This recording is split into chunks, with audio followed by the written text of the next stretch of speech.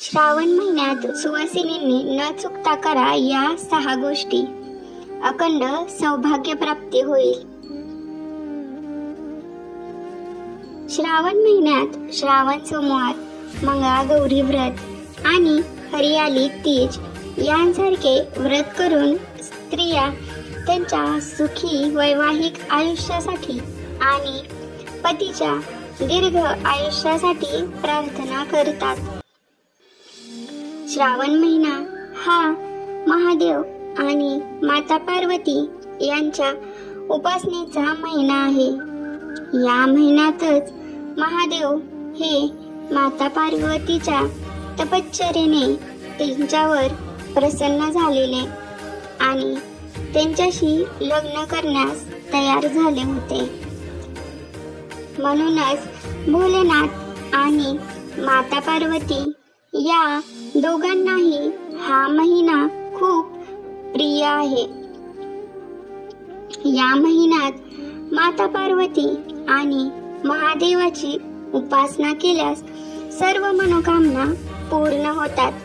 तसेच वैवाहिक जीवनातील समस्याही दूर होतात अशी श्रद्धा आहे.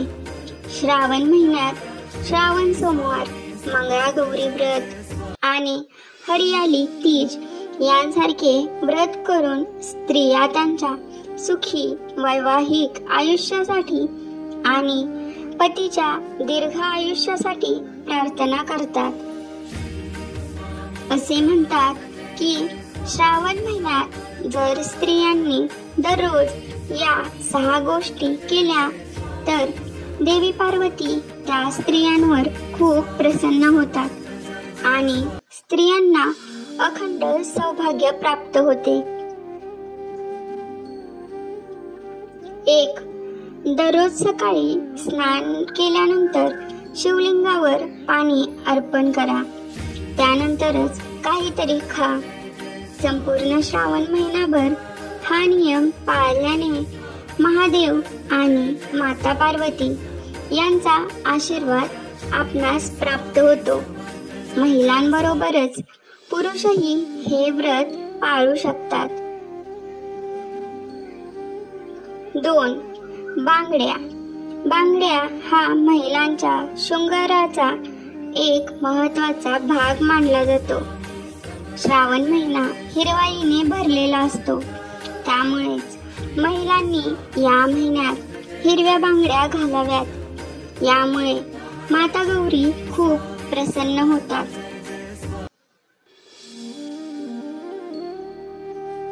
3. श्रावण महिन्यातील दिवसांमध्ये स्त्रियांनी सौभाग्याचे सामान माता पार्वतीला अर्पण करावे, तसेच दान करावे.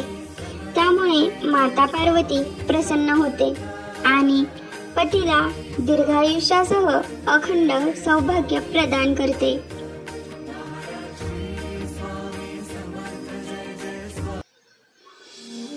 4. श्रावण महिन्यात मेहंदी लावणे देखील खूप शुभ मानले जाते. मेहंदी हे हनीमूनचे लक्षण आहे. म्हणून या महिन्यात एकदा आपण मेहंदी लावली पाहिजे. हरियाली तीजला मेहंदीचे विशेष महत्त्व आहे.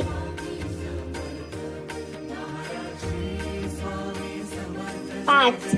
महादेवाला भोलेनाथ असेही म्हणतात, कारण ते खूप लवकर प्रसन्न होतात. श्रावण महिन्यात त्यांना संतुष्ट करणे खूप सोपे आहे.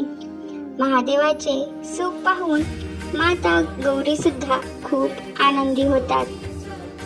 त्यामुळे श्रावण महिन्यात महिलांनी महादेवाचे स्तोत्र गायले पाहिजे. यामुळे महिलांना शिव आणि गौरी असा दोघांचाही आशीर्वाद मिळतो.